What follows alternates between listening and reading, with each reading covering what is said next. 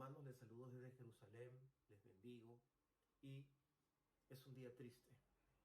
Un día triste. Estamos siempre gozosos en el Señor, pero recordar hoy el Holocausto, esta infame matanza que se suscitó en Europa Central y en toda Europa prácticamente, donde se mató 6 millones de judíos, se mató mucha gente, pero mataron 6 millones de nuestro pueblo. Nosotros aquí en Jerusalén, en Israel, lo recordamos solemnemente y nos da mucha tristeza lo que sucedió.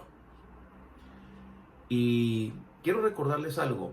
Este hombre llamado Hitler, que en realidad estaba dirigido hacia los judíos con esta maquinaria llamada la solución final para quemarlos vivos. Antes hacían jabón, hacían experimentos, quitaban las uñas vivas a las personas, les sacaban los ojos estando vivos, a las mujeres embarazadas les abrían el vientre y hacían cosas que incluso es difícil de narrar a través de un video.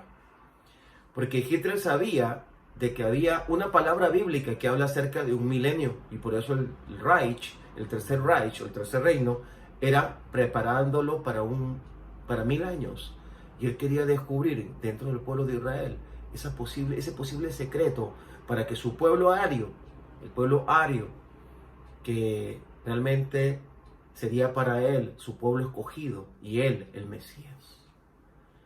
Una locura infame, una acción anti-Dios completamente, anti-Israel, anti-Yeshua, queriendo usurpar la posición de aquel que es el único que puede reinar por 1000 años.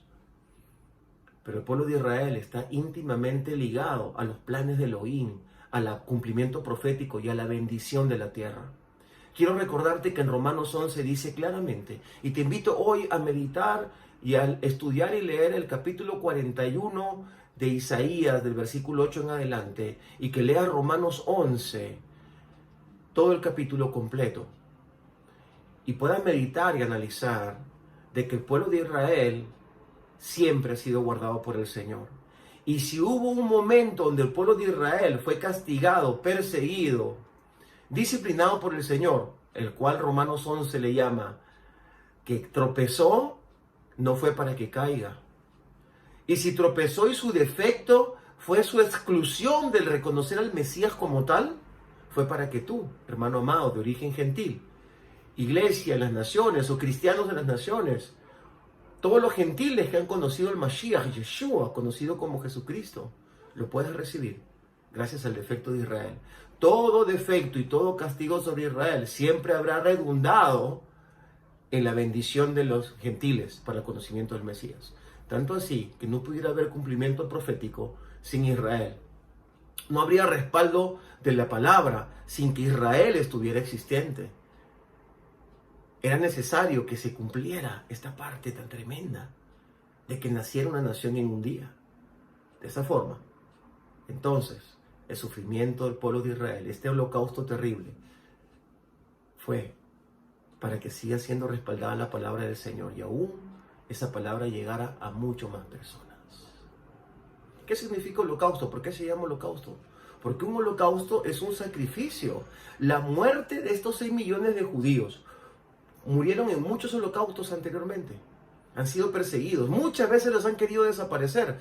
Obviamente en Europa los querían desaparecer, pero habían judíos en otros lugares y no pudieron desaparecernos. Aquí estamos viviendo en Israel, en una nación completamente milagrosa en todos los aspectos de la existencia humana. Israel es milagroso para darle gloria al Eterno solamente y para confirmar su palabra, que es la palabra que tú, hermano cristiano, usas, lees y crees.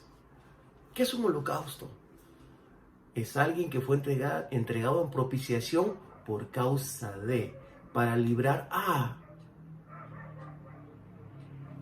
Ahí lo dejo, lo pongo en tu corazón y te pido que estés orando por Israel, porque ciertamente los tiempos también son difíciles para nosotros y aún hay muchas profecías, a veces humanas, en contra del pueblo de Israel. Otras veces será la palabra del Señor, pero siempre, siempre, siempre el sufrimiento de Israel será inherente a la iglesia. Siempre, siempre, siempre la bendición de Israel será inherente a la iglesia. Ahora sí, ahí lo dejo. Shalom. Nos vemos pronto.